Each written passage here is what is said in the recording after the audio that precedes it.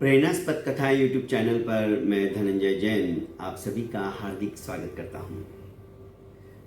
एक बार railway platform पर एक लड़का पानी बेचने का काम किया करता था। जब भी ट्रेन रुकती,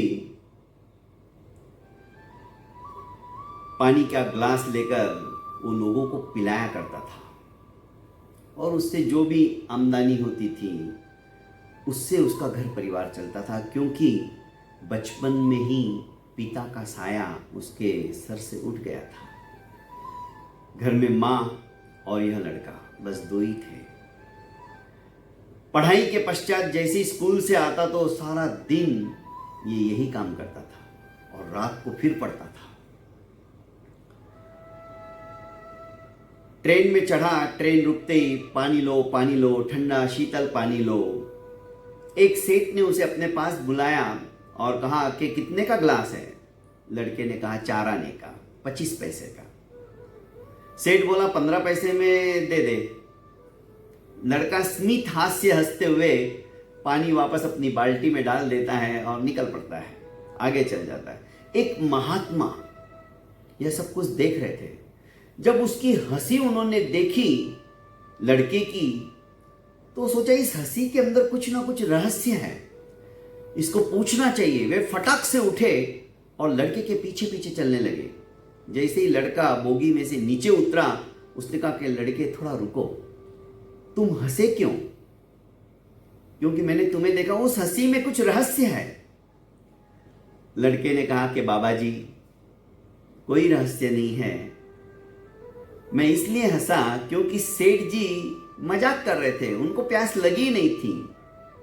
वे सिर्फ भाव कर रहे थे, मोल तोल कर रहे थे। जब उन्हें मैंने कहा 4 आने का ग्लास है तो उन्होंने कहा 15 पैसे में देगा क्या? इसका मतलब उनको प्यास नहीं थी। ऐसे लोगों से मैं क्यों बेस करके समय बर्बाद करूं?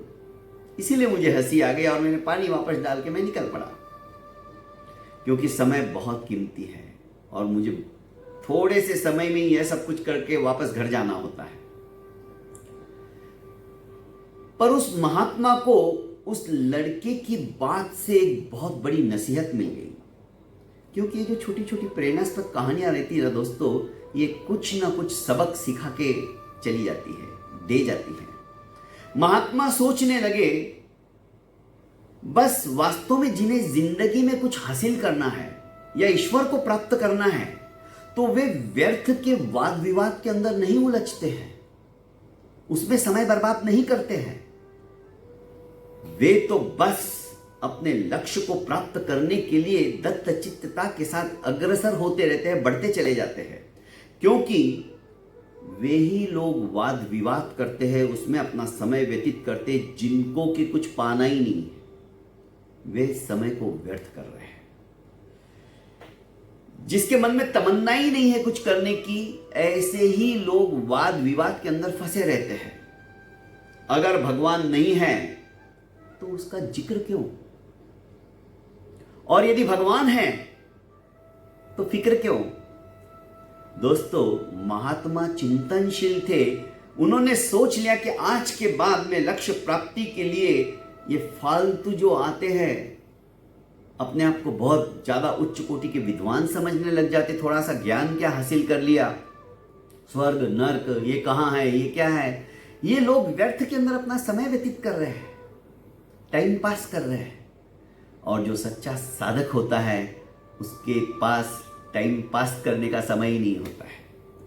अपनी साधना, अपनी आराधना, अपना लक्ष्य, ये सब कुछ प्राप्त करने के लिए दोस्तों जी जान से लग जाओ। थोड़े से समय के अंदर उस अथाह सागर के अंदर डुबकी लगाओ और मोती उठा के ले आओ। ये अनमोल जीवन ऐसा ही है। चंद सांसें मिली है, चलती हुई सांस कब रुक जाएगी, इसकी डोर कब कट जाएगी, कोई भरोसा नहीं है। जो जिंदगी मिली है उसी को सफल बनाने के लिए वाद विवाद में नहीं जाकर, उसमें समय व्यर्थ नहीं गंवाकर, अनमोल जीवन की कीमत समझकर यदि हम जीवन पथ के ऊपर बढ़ते रहेंगे तो मैं समझता हूँ लक्ष्य भी हमसे दूर नहीं हो पाएगा। बहुत बहुत धन्यवाद।